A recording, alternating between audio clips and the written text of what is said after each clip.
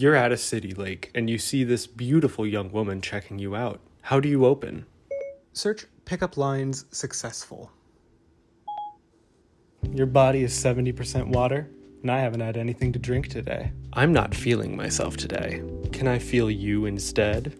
I'm not into watching sunsets, but I'd love to watch you go down on me. Like sunsets go down.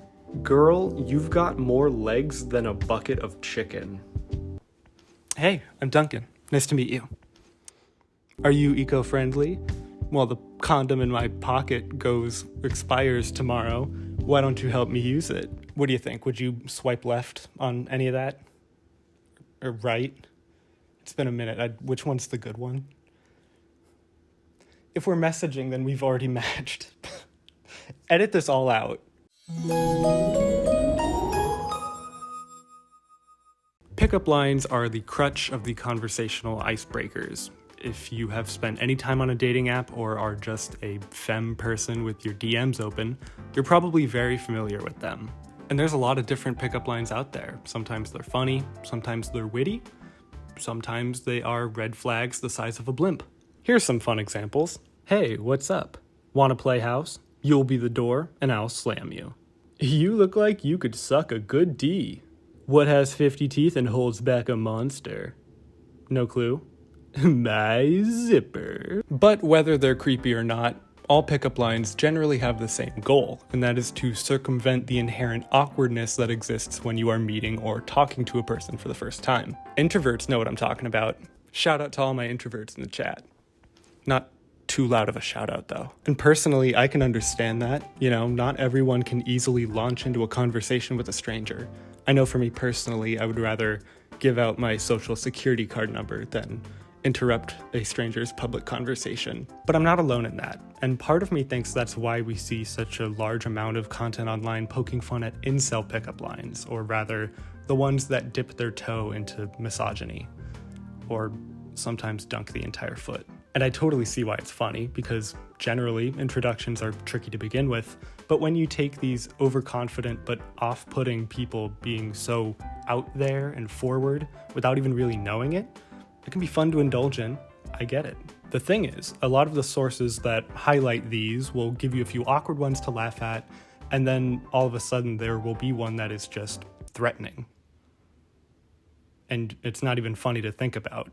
And you're looking at it like, that's like just harassment. If you are someone who engages with these Twitter accounts, or maybe a creator you watch has made a video on incel content, you might have noticed that there will be some awkward ones and then some scary ones, all presented under the umbrella banner of incel. And that's what I want to talk about today. I think we can go a little bit deeper than just coming out with men no good talk women.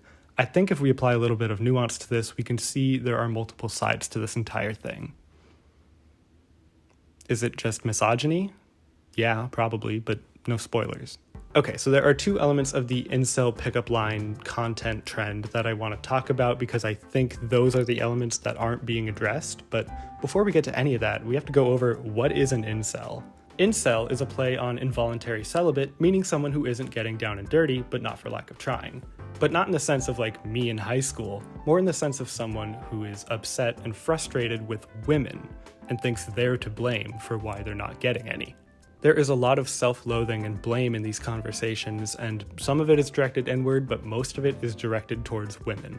And a lot of the forums online that talk about this are usually men in a feedback loop just telling each other that they're the problem, not us. Not like us, including me, but like, I'm not an incel. We see this present online as people, typically men, coming together and finding ways to blame women for why they don't feel desired. It's a way for them to cope with standards and self-esteem, whether it's subconsciously done or not. But us online people are more than familiar with the term incel. It's a very present part of being online right now. So I want to cut through the noise a little bit and instead ask you a question. What is it that you think incel men want? Your first answer might be sex, because a lot of these men usually demand it or objectify women. That's why we see it in pickup lines a lot. And if you look into what these men are saying to each other on these forums, it usually is about objectification or how society has made women mean to you. So yeah, it would be a good guess to say But is that all they want? Because there is this undeniable loneliness that persists in all of these circles, you might say that it's girlfriends, right? Like, sex is one thing, but maybe what they're looking for is a relationship, something to combat the isolation. And having a partner is a good way to keep yourself busy and loved. So, yeah, let's say that, girlfriends. But can we go deeper? At the very core, what I think these lonely incel men are looking for is connection. Not connection with other people like them on these forums, but a real, genuine human connection offline and off Reddit. They talk so much about wanting to get girlfriends or hookups, but I think those are just broad ways to say that they want to feel desired or appreciated or even acknowledged. And that's far from unreasonable. It's a human want. That's not something specific to incels. I think a lot of people, maybe even just for friends, want to be seen, appreciated, loved, admired, been given a ride to the airport, all of the friend stuff. The reason I think we don't hear this from them is because it's tricky to be vulnerable, and it's kind of hard to say that you want to feel valued when you could just say, like, I want to get laid, haha. And those vulnerable feelings are usually buried under metric layers of misogyny, and it's hard to really understand where there's any humanity in that. But I think what they really want is for these women to like them for who they are. And when they think that's impossible, they get mad and ragey, because that's what their Reddit brothers are telling them. I don't hate Reddit, but it's definitely a that problem. Obviously, misogyny hurts non-men the most, but men also suffer under those standards. Under misogyny, not all men are created equal. And I think that's why you see them avoiding these conversations to help each other, and instead they are rating each other based on their jaw curvature. That's what they think attractiveness is. So now we know what incels are, and we have a pretty good idea of what they want. And I'm not asking you to sympathize with them, because they are usually mean, rude, disgusting, and generally unpleasant to converse with. But even if you can't sympathize with them, I think it's important to recognize that if you burn it all the way down to its core, there is an element of humanity in there. I can't relate to any of the incel rhetoric, but wanting to feel appreciated, I get that. Craving connectivity? I've been there. And this is where pickup lines get mixed into this soup of sadness, because what their goal is to meet women. And to do that, you have to meet them and talk to them. But talking to strangers sucks, is hard, and requires being vulnerable. And since these people have just been talking to each other in like-minded minds about this whole thing, they haven't gotten a whole lot of practice talking to real offline people. And that is probably pretty intimidating to them. So they try to cheat a little bit and dodge that awkwardness with a good old pickup line. And let's be fair, not every person who would use a pickup line would self-identify as an incel. Pickup lines have been around for a while, and they're kind of just like a classic lazy conversation starter.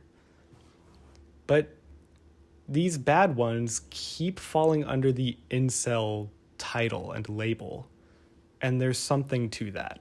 Pickup lines have this reputation of being a way to show yourself as funny or witty or charismatic somehow, as if these people didn't Google 100 easy pickup lines before messaging you. They're supposed to make you be different, stand out, show how witty you are, whatever, They're sold as high risk, high reward. Pickup lines used to be associated with bars or clubs, or whenever you'd have to approach people in real life and get over that tangible discomfort of stranger danger. But now they're more commonly seen with dating apps and the messages between people who've been paired together and been told, now talk. You swipe on them, they swipe on you, the chat opens, perfect, go for it. But they've matched with other people. In fact, they could be talking to those people right now. Just because you've matched doesn't mean you're in. Now you have to stand out from this crowd. How many people has she swiped on? Oh my God, you gotta stand out. You gotta say something that cuts through all of that and makes her notice you. You have to be noticed, so be special, be different, do something. Here's some Duncan lore for you. Back in college, I used dating apps a lot to try and connect with other people who I was around. And I got the most responses when I complimented something in people's photos, or when I referenced something in their bio that was relevant to them. turns out nice people like being told nice things, and that is an effective way to get a conversation started. More than that, people just like talking about themselves. So if you're interested and ask questions, they're more likely to want to talk to you. But I know that's not the case for everybody, and because this world of self-doubt and blame just affirms these incels' views, it limits progress and doesn't usually transfer to conversations with real-world people. And I think that's why the examples of the go-to lines you see on these accounts are usually devoid of personality, and these men come off as intense. They sure do stand out from the others, but not in a good way. Not in the way you want. Hey, are you really 15? If so, can I see your feet? There's something special about young girls' feet. I smell my niece's feet all the time, and the smell is so fresh. And she's still so innocent. She's like my own personal flower, and because of her, I'm addicted to feet. Fragile children's feet. If you want, you can talk to my niece here, and you guys could be friends. And you can come over to my place. It'll be very fun. There's lots to do here. This is not an attack, but I think the format that these Twitter accounts use is doing a disservice because these are presented with no commentary. Like, it's all under the same banner of incel.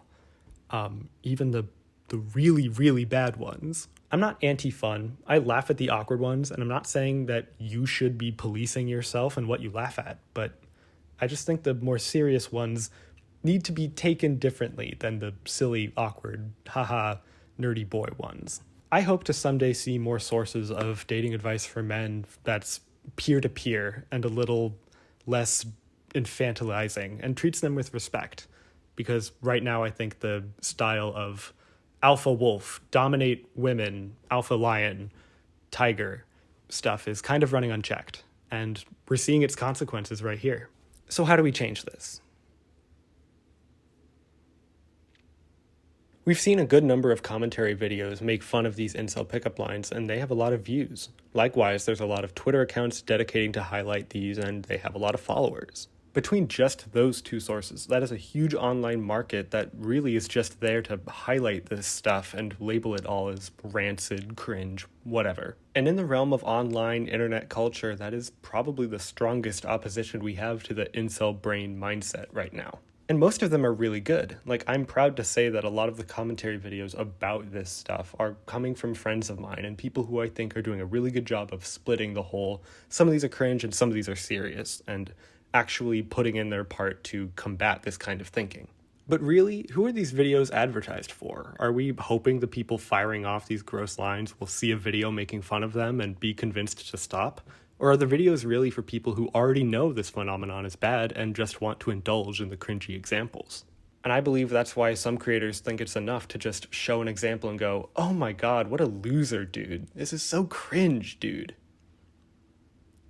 And then they don't go any further or use specific language to label it as misogyny or even say it's bad. Like, cringe is one thing, but like, we have to say that it's bad. If you want to make a video specifically about the awkward ones, that's totally okay. Like, the cringy ones are fun to laugh at, I'll admit it, but we should not lump the dangerous ones in with the awkward ones and then just say, oh, they're all the same. I think it's weird when the violent or hypersexual text messages are treated with the same label as incel instead of being specifically called out.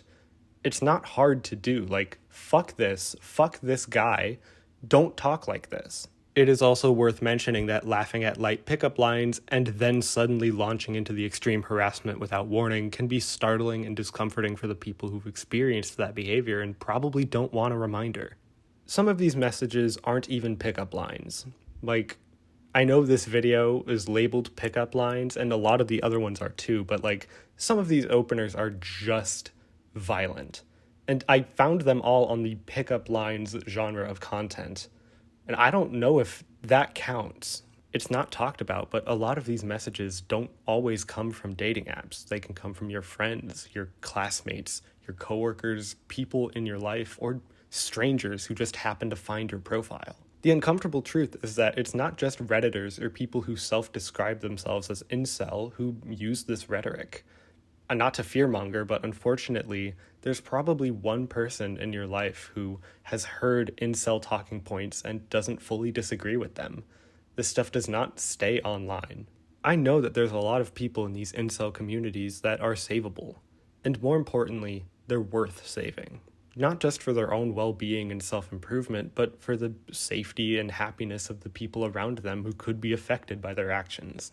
And as fun as these videos and tweets are that just laugh at them, I kind of feel like that's the best place to put the messaging to reach general audiences, which could include these people. I'm sure there's a lot of good dating advice out there, but if they're not selling cheat codes, then I'm worried a lot of these men aren't going to seek them out.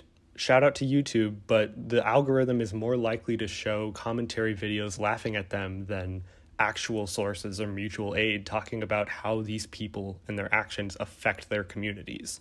People aren't going to see those as much.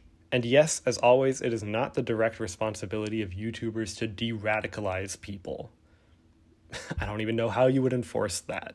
But you can't have your cake and eat it too. You can't laugh at the cringe without addressing the root problems, without taking further advantage of these men and the people they're threatening. It's usually not a big problem, but seeing these creators talk about this for 20 minutes without ever getting serious feels like it's not doing enough. Or seeing the replies that downplay this real threatening, scary language doesn't really seem like we're moving in a direction of progress. I'm hopeful that the online conversation around men's dating advice can move away from the promise of hacks and cheat codes and instead further enforce the idea that communication and being nice will help you find meaningful relationships.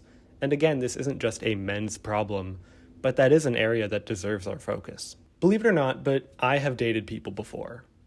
And most of them I've met on dating apps. And I can tell you that the best way to connect and engage with a stranger in an online conversation is to be pleasant and conversational, not intense or domineering. If you want a connection, and I really think you do, don't be someone that ends up here.